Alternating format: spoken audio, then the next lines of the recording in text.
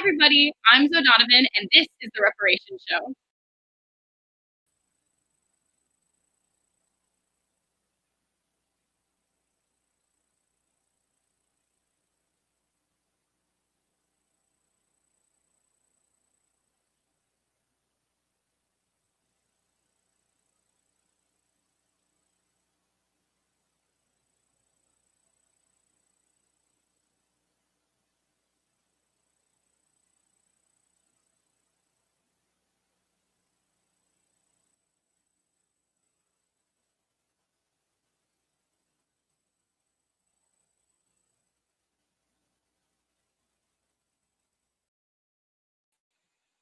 Hi, everyone. Once again, I'm Donovan, and I am your production assistant and host for tonight on the Reparations Show. Thank you guys so much for joining me today. Before I start anything, I just wanted to acknowledge something. I don't want to pretend like tonight is just any other Friday night. I want to send my love out to those that lost loved ones 19 years ago today. I want to honor the first responders that were heroes on that day. And I also want to acknowledge almost 300,000 casualties in Iraq and Afghanistan that have been a result of the 19 years of war in those areas. And I also want to assert that while I think we should honor the first responders from that day, I saw a post today and I just can't help but talking about it that said, how dare people forget first responders because now everybody's backlashing against the police. And I just wanted to assert that I think those two things can coexist, right? We can honor these people, but also we absolutely should be defunding the police because nobody said that they should be killing people. Anyway, that's on that. I just had to get that off my chest before we started. But again, thank you guys so much for being here. The theme for tonight's show is asking our older or future self questions. And there are a lot of reasons why I wanted to use this theme for tonight. The first time I heard this question was when I was brainstorming interview questions for mentors for an online Zine that I'm a part of that you'll hear more about later. And one of our favorite questions to ask our interviewees is, what would you tell your younger self and what would you ask your older self?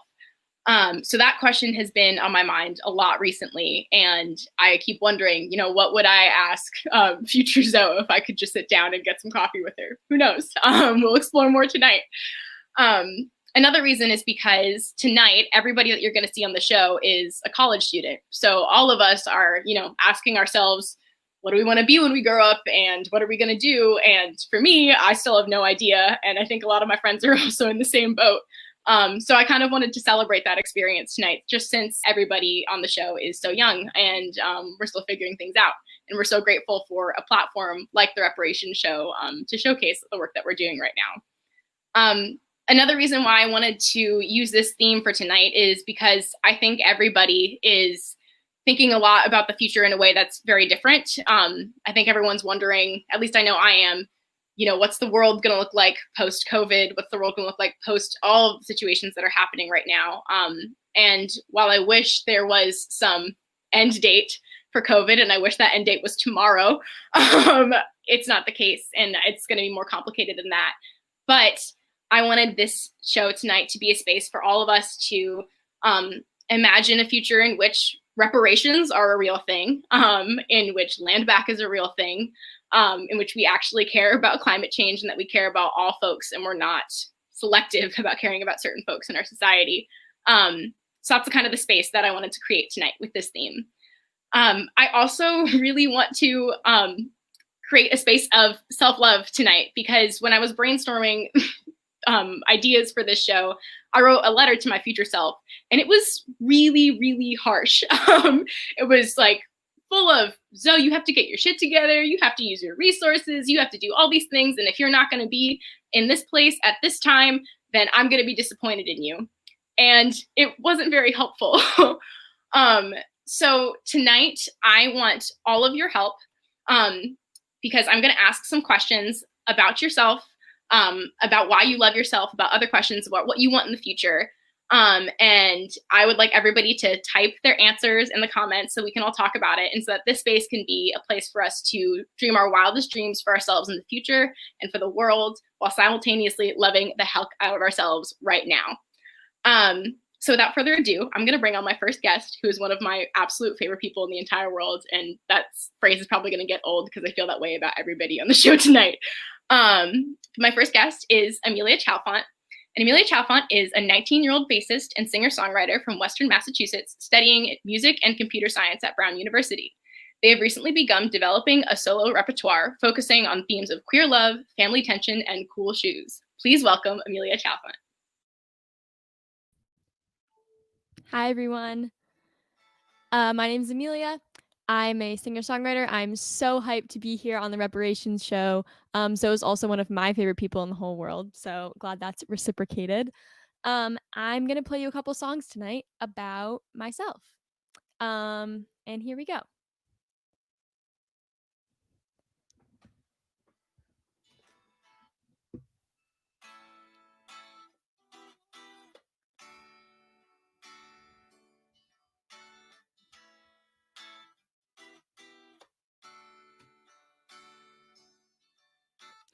Think about myself in these jeans and all the people I've seen and all the worry I carry in me. I feel them now, they're holding me still. Think I found them in a goodwill. Hung without a rhythm, I guess she didn't fit them. Maybe they didn't fit her wisdom. I feel the curvature of my hips and wonder if it's a trick. Remember 6th grade, they said I was sick. So I try on every pair, face the mirror and stare. I lie and say I don't care. And they're in my hands, the closest thing to a plan. For the first time I think I can. Courage from a box, sickly sweet. When she talks, suddenly everything drops. I feel her hands on my waist and how I don't want to wait, and how she plays with my heart rate. She told me I was lucky, she told me that she loved me. What she meant was she loved my body. I see my jeans on the floor and think of how at my core I am a person who keeps score. So I count up every night, every number in sight. So scared of not being right, I'm armed to fight every thought, every inkling I've got. At least that's what I've been taught.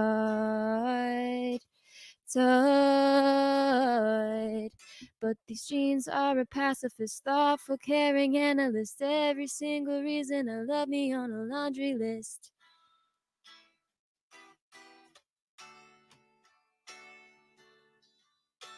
I think about myself in these jeans, so maybe I could be seen without the worry I carry in me.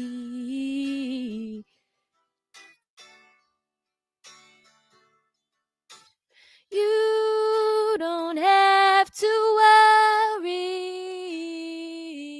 No, you don't have to worry. You don't have to worry.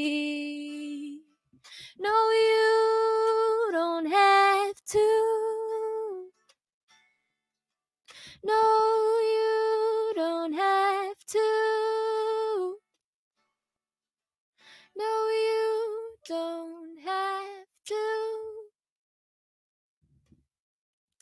That song was called Jeans. I wrote it about, I guess, my past self. I think that is a song for my younger self, having a little bit of empathy for them, for what they were going through.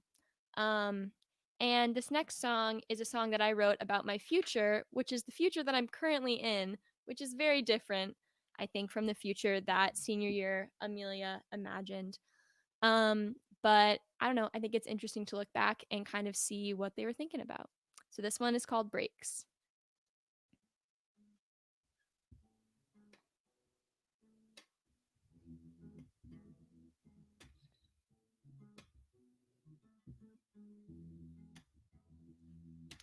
I don't wanna drive alone, 'cause you're the only driver I've ever known. You're the reason I know how to steer. I'd crash and burn if you weren't here.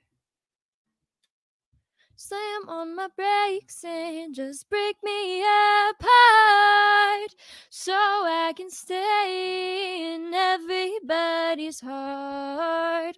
Slam on my brakes and just break me apart. All I hear is stop when I don't know where to start.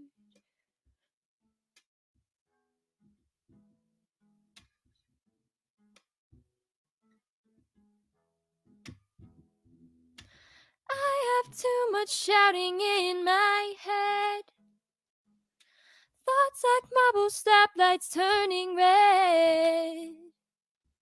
But I know when the green glass starts a glowing, I can't sit here wondering if it's worth it to be going. So slam on my brakes and just break me apart so I can stay in everybody's heart. Slam on my brakes and just break me apart. All I hear is stop. I don't wanna drive, I don't wanna drive.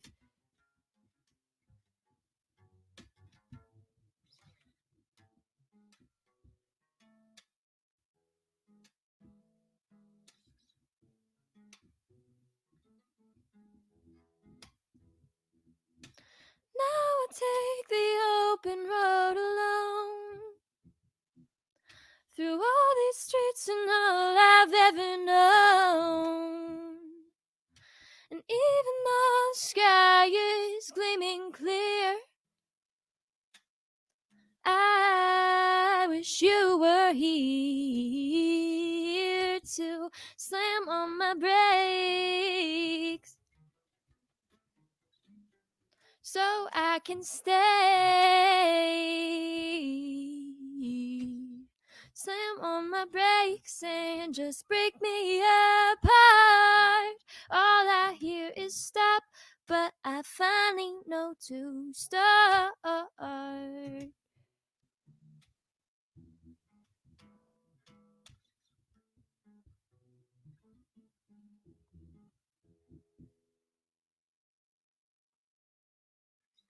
Sweet. Thank you. Hi. Hello. Friend.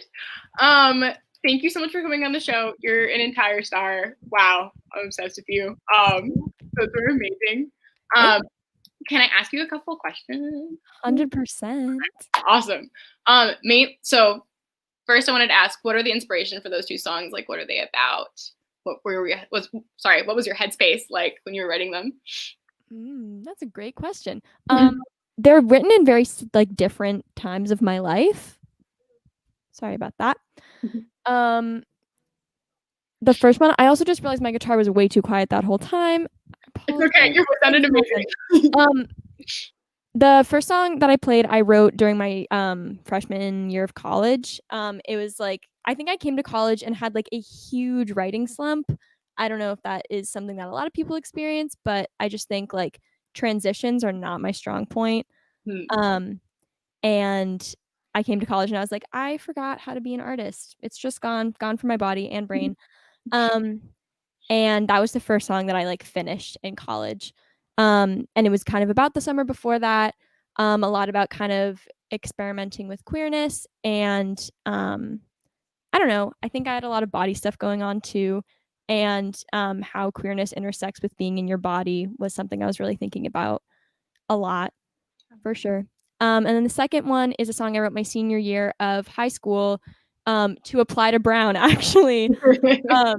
And it's about my dad, who I love very dearly. Our relationship's complicated because it's a father-daughter relationship.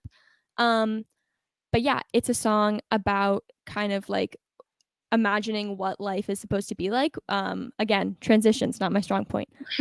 So like, what does that transition look like? Like, what is it like to kind of exist outside of the world you've always existed in? And by the end of the song, it's like, all I hear is stop, but I finally know to start. It's like people are going to keep telling you like, it's scary, don't do it. And you just have to like do the next thing.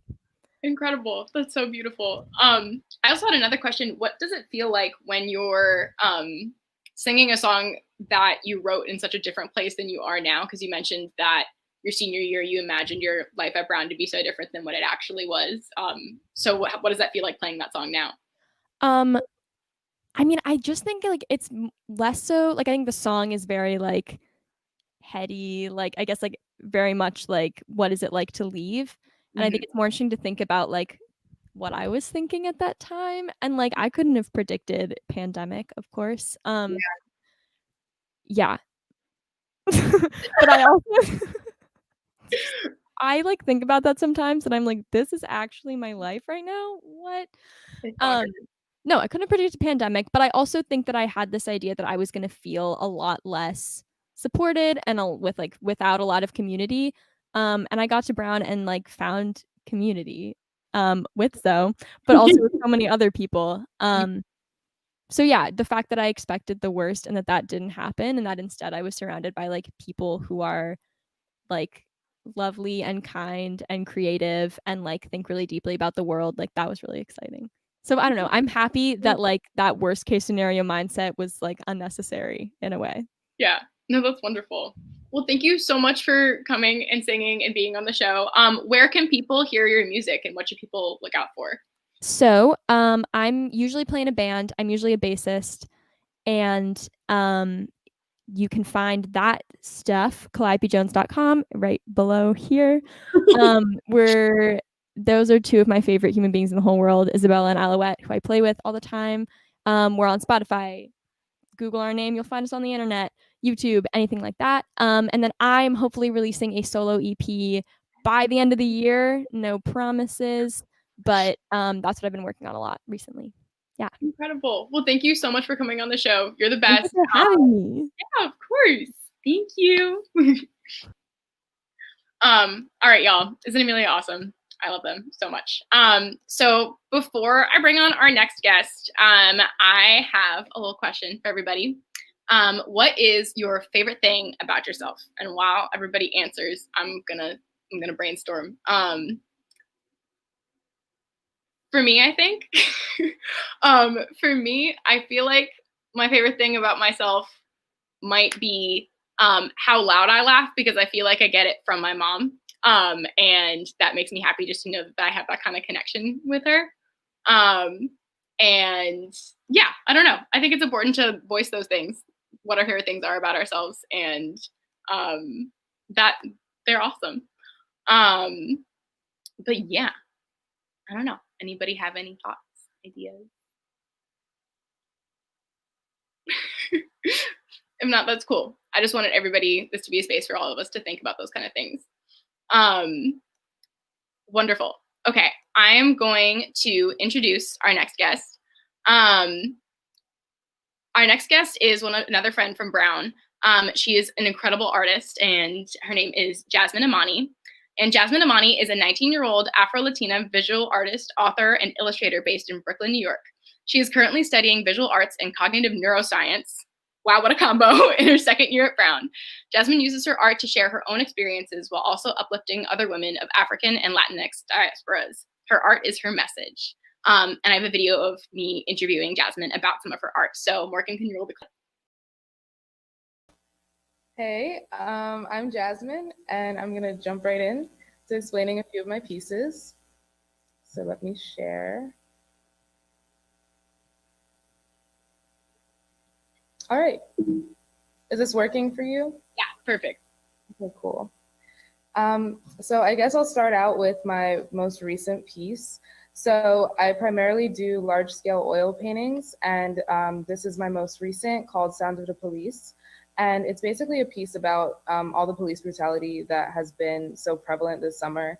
I wanted to create a piece that sort of took a modern day club scene with the red and blues of police sirens and put it in the context of a slave plantation. So I sort of was taking inspiration by the song by KRS-One of the same name, Sound of the Police, and how the word officer is compared to the word overseer. So I wanted to sort of take that idea and sort of put what a lot of Black people feel when they are confronted by police into a painting, which is basically that we're being pushed back hundreds of years and are facing the same kind of disrespect that we would have been.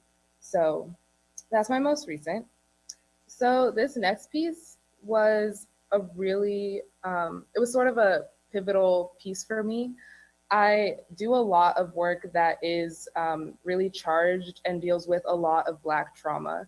All of my work is about uplifting Black women, Latina women. And so I found that I was painting a lot of pain and not so much painting the beauty in my people as I understand it as an Afro-Latina woman. So I did this piece to sort of show that beauty without showing so much of the pain that that had been in my pieces before. So these are actually 6-foot charcoal drawings. And again, I sort of wanted them to have an ethereal quality. And I wanted it to really be about being a mother and what the sort of the beauty in that. I think, of course, it's one of the greatest phenomenons that we are capable of as women. And I think a lot of times, especially Black women, are sort of, there's a lot of stereotypes around being a mother, and the fact that a lot of Black women are portrayed as being incapable of being loving, caring mothers. So I wanted to erase all of that, ignore it completely, and just show that there is beauty in motherhood regardless.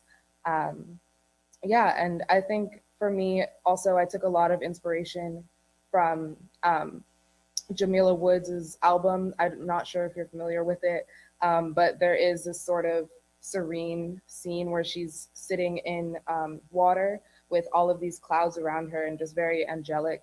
And so I definitely wanted to get that vibe in these pieces. And then similarly, this was actually a piece I did a long time ago in 2017, so I was still in high school. And it was, again, sort of a turning point for me because it was kind of the first time that I had done a piece that was mostly aesthetic, and sort of rejecting the fact that so often Black artists are sort of pigeonholed into creating art that speaks for their experience. And so I wanted to show the diversity in Afro-Latina culture because there are so many cultures included in that definition, which is sort of represented by the different tones of the skin, while also playing with one of my favorite mediums now, colored pencil on wood. It was my first time trying it, and I really enjoyed it. Now I use it all the time, especially to get those vivid colors that I was trying to portray. Incredible. What's this piece called? Las Diferentes, so the different women, I guess, of the culture as I was talking about is sort of where that piece title came from. Amazing. And where can people find your art? Yeah, so I have my Instagram, Twitter, and website here on each of the images. I am not selling prints at the moment, but I'm hoping to reopen soon for selling prints. Also have a few shows in the works, which I will be posting about on my Instagram and Twitter. I just really want my art to reach as many people as possible. So I'm definitely trying to focus on exposure right now, and making sure that everyone gets to see it and helping other women like me to feel seen in my artwork. Incredible. Can I ask you a few questions just about like your process as an artist? Yeah, definitely. Then I just wanted to ask, like, what artists do you look up to, and what, like, who inspires you when you're painting? Or...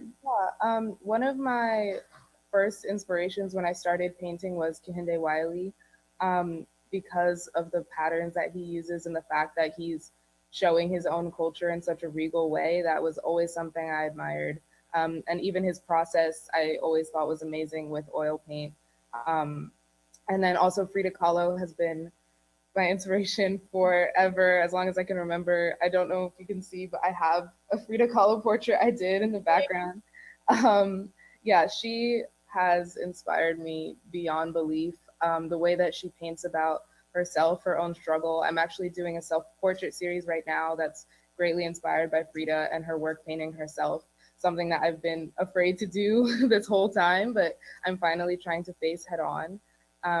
So she definitely has been somebody who I look up to. What is that process like, painting yourself? Because I can imagine that that would be like really terrifying. I feel like I've been drawing myself the same way since I was like 8 years old. It just doesn't change. You sort of get this idea of what you look like in your head. And no matter how much I push, I feel like every self-portrait I've done doesn't look quite as realistic as my other portraits. So I definitely have been pushing myself, but also accepting that I am going to portray myself a certain way. And that's kind of okay. That's kind of the point of a portrait. I feel like my goal is more to capture the essence of a person rather than how they might realistically look. So sometimes that does mean exaggerating certain things. So I've been playing with that a lot, doing a lot more imaginative things, and I've really been enjoying it too. That's really beautiful. Wow, incredible. Okay, what was one of my next questions? What do you want the like art world to look like in the future? What do you like about it now? What do you don't like about it now? And like, what would you like to see happen in the future? Yeah, a lot of things. I guess I sort of touched on this before, but definitely it can be hard being a Black artist and having your work constantly be politicized, because although a lot of times my goal is to spread a certain message, especially to non-Black people who might not have thought about that before, there are also times where I want to just paint. I want to just create things that I think are beautiful, that I want other people to enjoy, that don't necessarily have to do with directly with my identity. I accept the fact that everything I make is gonna come back to how I identify, and I think that's a beautiful thing. It just shouldn't be used against me in the way that I think it has been for a lot of artists, especially the fact that Black artists are often alienated. Their art is called Black art instead of fine art when it's all the same thing. That kind of thing has been really frustrating for me as an artist. So hopefully that will change, especially as more Black contemporary artists are coming forward and being recognized in the way that they should be. I think also, honestly, it's more in general, I think there could be greater acceptance in the art world for different types of art.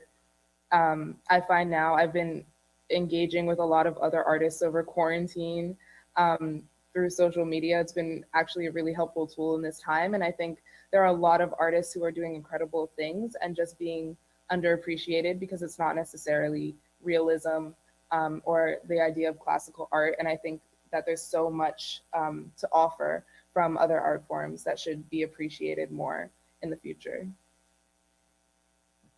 Thank you. That was a wonderful answer. I agree. The art world is like way too.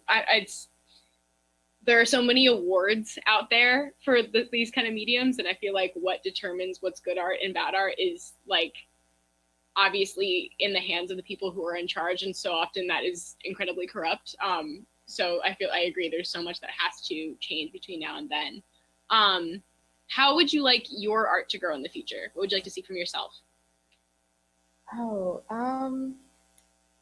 I feel like there have been a lot of things I want to try. I have a little notebook, and every time I have an idea for a painting, I write it down. So they've just been accumulating over time. But I find that right now, especially as a student, the same thing we've been talking about, a lot of what's emphasized is building your skill, which of course is important.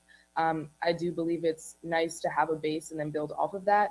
But I feel like I'm sort of at a jumping off point in some ways, another sort of pivotal moment in my life where it's either create exactly what I want to be creating and grow from that, or keep drilling the same things over and over, which again is important. But in my own time, I love to experiment, and I want to be unafraid of pushing myself to do that, even when I have assignment after assignment to do. I think it's really important to keep my own creativity alive so that I can keep having these ideas. And I was not creating, the most recent piece I did, I wasn't creating anything like that when I was in high school, even though I think technically I might have had a lot of things that were sort of at the same level. Just the concept is just beyond anything I thought I would have done. So I just can't wait to see where I go in the future with that. Incredible. And then my last question is, what is something that you would tell your younger self? It doesn't have to be related to art at all, but if it is, that's wonderful too. Yeah, it's sort of related to what I just said, but I think generally I would tell myself to be unafraid. I was soft spoken for a long time, and I think that my art was sort of became my voice, which is a beautiful thing, but I think it's also important to speak up for myself and for others. And I started to realize the importance of that towards the end of high school and going into Brown. Um, just how important it is to use my voice as much as my art can speak for me. I do think that the best way to understand who I am is looking at my art. Um, but I think that my voice is just a different type of tool that's also important to get a grasp on. So I've just been working on speaking up a little bit more and being unafraid to take opportunities like this and just jump right in. Do you feel like there was ever a piece that you feel like impacted your personality outside of like making art? Like, was there an idea that you had that was like something that you needed to grow in order to make, and then you felt like that impacted your personality at all? Oh, that's an interesting question. I think maybe this piece behind me is kind of an interesting one, because I actually did most of it the night before it was due. So I had a show coming up at my high school, and it happened every year. So I don't know how I procrastinated so much knowing that it would happen. Um, but I had a concept, and it seemed too big for the amount of time I had left. But I pushed myself. I did it in one night. And I had an art teacher who was really hard on me. It helped me grow tremendously, but she was really hard on me.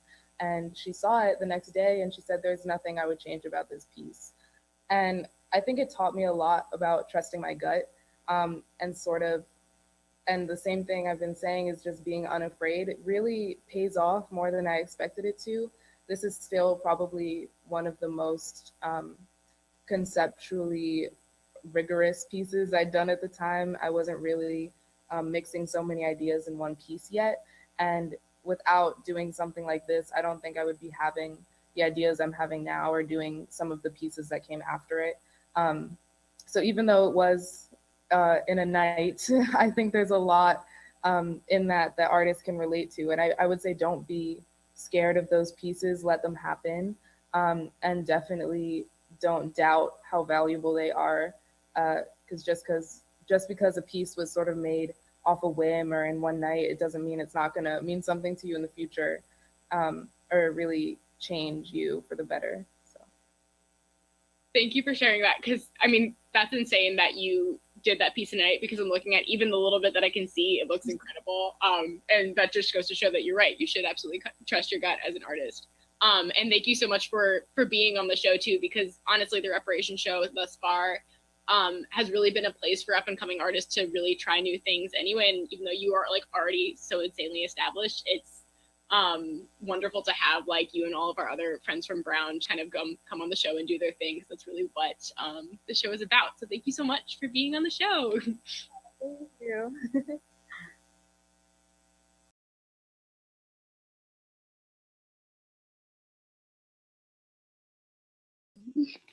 Hi. Hi, everybody. Isn't Jasmine amazing? I absolutely love her. I'm so happy that she could show some of her art tonight, even though she couldn't be here. Before I introduce the man behind this whole show, one other question that I want everybody to be thinking about is what's giving you joy right now? And for me, it's honestly cooking with my friends. Although I'm living with a bunch of my friends right now, and although it's difficult, and although we are adulting as much as we can, it's definitely really wonderful to be able to sit down at a table with all of the chosen family that you made at school. That's something I'm really grateful for. But without further ado, I'm going to bring on Mr. Kevin R. Free, who was kind enough to let me work on the show for the past 8 or 9 weeks. I think he's amazing. I kind of consider him my adopted uncle. I hope he's okay with that. And I'm super excited for this week's segment of This Week in Reparations.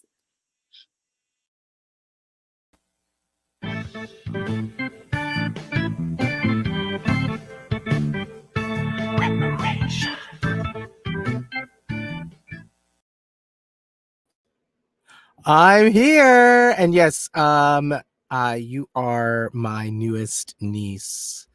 and you're not much younger than my actual niece. The show is giving me joy tonight, just like Erez, who is the co-creator of this show. And people are wondering probably, why is there a middle-aged person on this show full of young people? And it is because I have learned so much from Zoe in the time that she's been working on the show, that when Zoe said she wanted to host, at the same time as I said, would you want to host? I think we were having a conversation, and I had a flash when she had already had it planned. And I'm just so excited that she has brought these brilliant artists, and we're going to meet two more in a second. But first, I want to talk to Zoe. Zoe, come in the room. Please come in the room.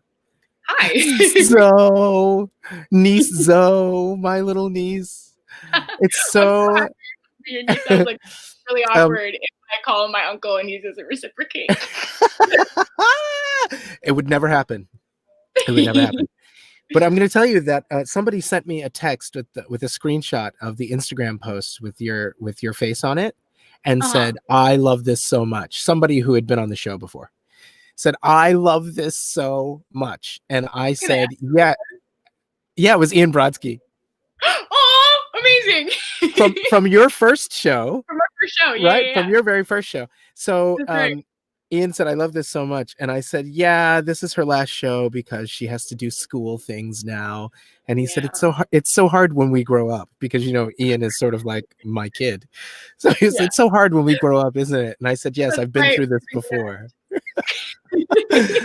But before we bring on your colleagues, your genius colleagues, I want to say that what I would tell my younger self is to not be afraid to assume my power, not be afraid to be powerful. And I think I'm giving that advice to you and all of your colleagues as well, and your classmates, and the people who aren't in school with you, who are your age, who know you, who benefit from your presence in their lives. You have done such great things for me working on this show, and I hope that the next person that we bring in will also be able to help me the way you have. It's funny because I see myself as a confident person. I know that I'm great. I think I'm awesome, as a matter of fact. Because I love producing this show so much, I make mistakes, and I'm really hard on myself. And it has happened several times. I'll text you in the middle of a show, so it's not in our little chat. I'll text you in the show like, "I can't believe I did that." And you always say, you're basically like, "Kevin, calm down. Okay. Kevin, it's fine. Kevin, you're going to be fine." And so you have that kind of power. You can soothe someone who is, though insecure, very confident, or though confident, very insecure sometimes. You have done that for me working on this show, and I want to thank you for that. And yeah, of course. So don't be afraid to recognize your power, you and all of the folks that are about to come on. All right, so enough about me and you and me. On This Week in Reparations, I'm going to interview you and two of your colleagues who have created a website called A New Spelling of My Name. There you go. Woo! All right. So we're going to call Sophia. Yeah, there's Sophia. And Miriam. There's Miriam. Hi. Hello. Look at us. Oh my gosh, we're so cute. All right, so we're also very smart. Let's talk about that. Tell me about A New Spelling of My Name. How did you come up with the name? Sophia, do you want to take that one, since you are kind of the brains behind the name? Oh, sure. Thank you. So the three of us had previously studied queer theory and literature together in a class, and when we were in it, we called it Query, which was like our cutesy name for it. But then Zoe's had the brilliant idea, which maybe she'll tell you about later, to continue doing the zine during quarantine, and to bring it online. So to create a zine by and for queer folks, and to just sort of continue to make that space. And so we were brainstorming really hard. We were coming up with all sorts of names. We were like overalls, Ring of Keys references, like terrible puns. Oh my gosh. But what we landed on was the three of us really, really love Audre Lorde, and she has a book called Zami, A New Spelling of My Name, which is her biomythography. And so we wanted to reference that. It's also that we were literally looking for a new name, so it felt like it sort of fell into our laps. I think also metaphorically, there's sort of like a tradition of some queer and trans folks taking on a new name, like that idea of creation and self-identity, imagining new things, and all of it sort of came together. So yeah. I forgot to mention the website is a site for poetry. Yes, for poets and singers and songwriters, etc. I saw Zoe sing a song on the show on the blog.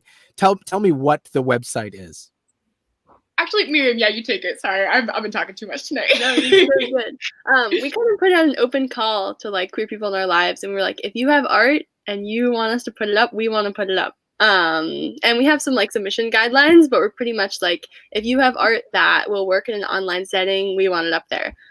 So we've gotten like people have designed graphics. We have videos up there. We have lots of poetry. We have some essays. It's a pretty wide encompassing range of stuff. That's great. And it is you all identify as queer, and all of the people who contribute will also identify as queer. Yeah. Yes. Great. Beautiful. You mentioned Ring of Keys. And I have to tell you, that moment, I didn't see the show, unfortunately, because I was out of town for most of its run. But when that little girl sang that song on the Tonys, I thought I was seeing, I had never seen anything like it, and I thought it was really incredible. And so while I love the name, A New Spelling of My Name, I totally would have gotten a Ring of Keys. Yes. And Amelia loves a Ring of Keys moment. Me too. Me too, honey. I might just start singing it. Forget this interview. I'm gonna sing a song. So it was a zine first that you did in a class. Now the three of you don't go to the same school. This was from high school. We had You went to high school together? Yeah, that's I actually didn't mention that before. Yeah, and you still like each other? Yes. That is a beautiful story right there. Yeah. Okay, so in high school, you were taking a queer theory class. When I was in high school in the dark ages, that would never have happened. Well, actually, we sort of made the class with a professor that we really, really love named Laura. And so it wasn't really available already at the school, but we approached her. It was originally Sophia's idea, and we just said, Laura, we love you and we want to study queer theory with you. What would that look like? And she provided a syllabus for us, and we kind of like created the class together. And so the first semester we studied like theory and history, and then the second semester we just read a bunch of queer books that we loved. So after the first semester of queer history and theory, we made a timeline that we put up in our school of queer history. And that's still up, actually. And then the second semester, we made a little zine just of us responding to all the books that we loved. Right there. Sophia, we love to see the props. We love to see the props, honey. Yes. But yeah, we distributed it throughout the school. So those were kind of our two big projects together in high school. And then when quarantine hit, I was like, guys, let's keep going because I missed them, and this has kind of been like a huge source of joy for me, at least. During this time. Oh man, knowing that you did this in high school, it brings me so much joy. I had no idea. And also, I want to make sure that three of you recognize the power it took for you to do that. That's incredible. I mean, honestly, it's incredible. It's so, I'm going to try not to cry because I'm bursting with pride for all of you. That's really very exciting. So what are your hopes for the future of the site? The first thing that comes to my mind is like expansion. Like I feel like we have like called in our communities and called in our people, and it would be cool if like they called in theirs and we just had like an explosion of art and like lots of people in contact with us in different ways. We have a very silly Google Doc in our very large Google Drive that is like dreams for a new spelling. And so we have like all sorts of fun ideas about like different ways that we could come together. Because it's really about community building and about like celebrating queer people and queer art. And so just like expansion and like more exciting ways to do that, most of which I feel like the in-person parts I'm so excited about. I don't know what they'll look like, but post-COVID, there will be so many of them and they will be so excellent. I want to say something about, I'll say that in a minute, but first I want to say to you, I went to the site to check it out so that I would know what I was asking questions about. And I noticed Zoe singing the song, and I noticed some of the covers from the zines that were really cute and great. But I clicked on donate because I thought, I'm going to give them a couple bucks. And I saw that the donate link did not go to the three of you to keep the site going. You want to tell me about all of the places that you want people to donate on your behalf, or not on your behalf, but in general? Yeah, so we originally, when we started the online zine, was like right around the same time that Black Lives Matter sort of had a resurfacing. So we were like, we don't want to take up space, and we also want to acknowledge the fact that Black trans women are at the forefront of all queer movements, and we want to not pretend that that's not the case. So when we put up the website, the first kind of drop of submissions that we had, we asked that everybody who went and looked through the blog of all the artwork, that they kind of donated a sort of honorarium to any one of those three sites. And they are the Okra Project, the Audre Lorde Project, and oh my goodness, I'm forgetting the last one. The Black Trans Travel Fund. The Black Trans Travel Fund. So the Okra Project is really about just providing meals for trans folks that are homemade, good meals that are culturally specific, just providing like that sort of community and just, food. And they're really great.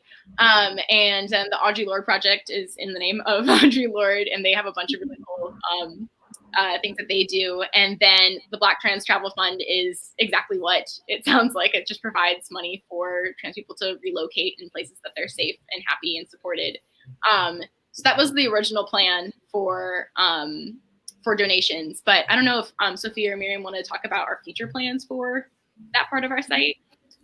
Yeah, I mean, in the future, we're definitely going to keep part of that up there, but we also realize that as a site that publishes queer folks and just really talented queer artists, we believe that that work also deserves to be compensated.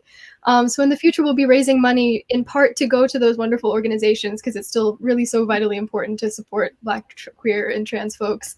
But we also want to make sure that everybody who's giving us art is also receiving something in return. So we're going to try to make it so that they can all get a stipend anytime they submit. I love that. So here's the thing that I was going to say, and this is the last thing I will say to you, and then I'm never going to speak to you again. Goodbye forever after this. No, maybe not forever, but Miriam, you mentioned community building, and I know that you're on your own journey right now to build a community. But what I think, and this was really important to me, and this is me talking to my younger self. When I was your age and a little younger, I believed that all I wanted to be was a star, that I wanted fame and fortune, and I wanted to be an EGOT. I wanted to win all the awards. I wanted to do all of that and be a star and be really rich. And somewhere along the line, what I realized I had been searching for the entire time is community. That I wanted to belong someplace, that I wanted to feel like I belonged someplace. And just one of the reasons why I love doing the Reparations show, because I learn so much every week and I meet great artists every week. And so I just want to say that I'm not sure what your desires are, but I'm a little envious that you have found community at such a young age. So thank you for being on the show, and good luck with the website. Morgan, will you put the website web address up there again one more time? And then there it is. Thank you. And then somebody take me and Miriam and Sophia out of here. Sophia and Miriam, thank you so much for being here. I know, Zoe, I told you to end this segment, but I just can't. I'm going to cry if I don't leave right now. Okay, we'll cry together. Thank you so much. Thank you.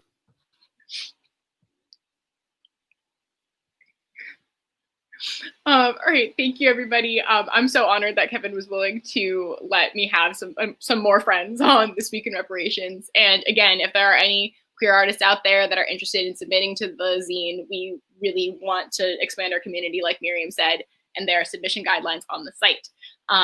Super exciting. Thank you, guys. So our final guest tonight is another friend from Brown, but before I introduce him, and he provided a video for us, I just want to put out the question, what's one lesson that you hope your older self has already learned? And honestly, I don't know the answer to that, and I'm going to think about it a little bit. But as we think about that and ruminate on that, I'm going to introduce our next guest, who's another friend from Brown, who's absolutely amazing and another one of my favorite humans. Morgan Varnado is a poet and producer from Oak Park, Illinois, and he told me to tell everybody that you can catch him in places he shouldn't be. So this is Morgan Varnado's little music piece.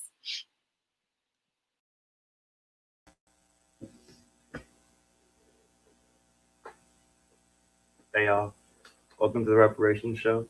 My name's Morgan Varnado. Thanks for having me. I was gonna do a poem, but today I got some music. I've been working on some stuff. I'm excited to show you.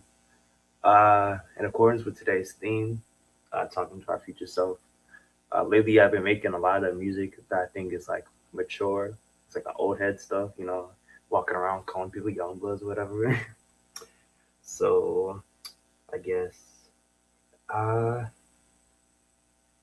got some old head stuff I'm excited to show you. I'm not really good at piano, but this stuff just makes me want to freestyle. So along with the beat, I'm probably gonna do a little jiggles. Be patient with me. Yeah.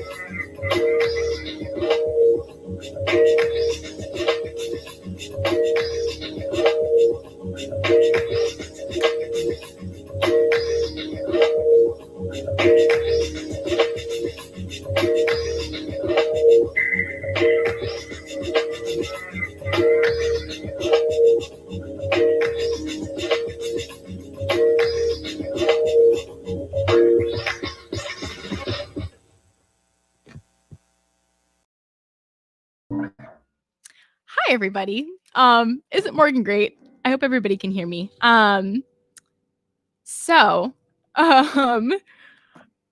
Yeah, sorry. We have a little bit of a private chat here, so I'm getting a little distracted by that.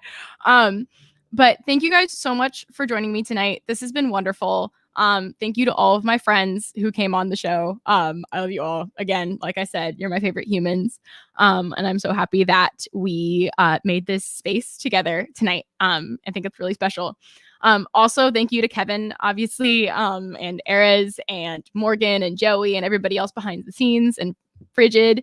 I have loved working on this show. It's meant so much to me. I think it's one of the best ways that I've seen of kind of making theater and performance in some way in this awful time. And to close out the show tonight, I wanted to show everybody my new and improved letter to myself. I think it's a little bit nicer. And I'm so glad that Jasmine said what she said about that one piece when we were talking, because little secret is I finished this song like today. And I don't think it's completely finished, but you know, we're gonna see how it goes. But like Jasmine said, trust your gut, right? Okay. Here we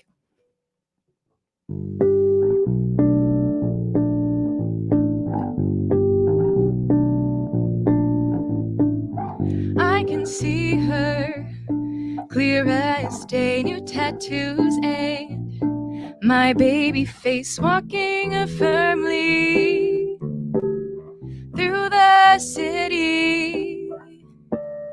She wears bracelets and my smile, she quit slouching, and it's been a while since she missed you. Is that true? Ooh,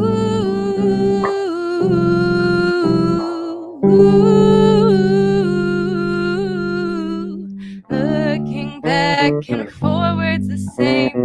Maybe it's that I never change. Wipe down my mirror, I still can't see just what I need. But I have a question for you. What is it that you wouldn't do? Filling in these big shoes, I got them to grow into. La da da da da da da da da. She makes her bed and combs her hair, knows what love is. She's still not scared. Oops. Honesty made friends with me. She holds herself and knows what's best. She can let go all the rest. Me, myself, and I come into the light, while looking back and forward the same. Maybe it's that I never change. Wipe down my mirror, I still can't see just what I need. But I have a question for you. What is it that you wouldn't do? Filling in these big shoes, I got them to grow into. I'm trying to grow into this body, not to please you, but to want more than I'm given, and to reach for what she's living.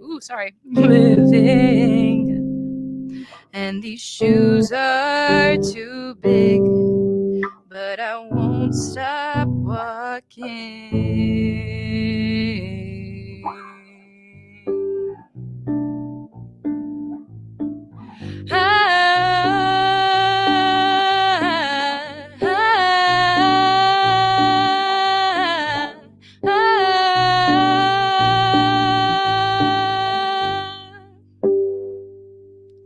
Thank you, everybody. Have a good night.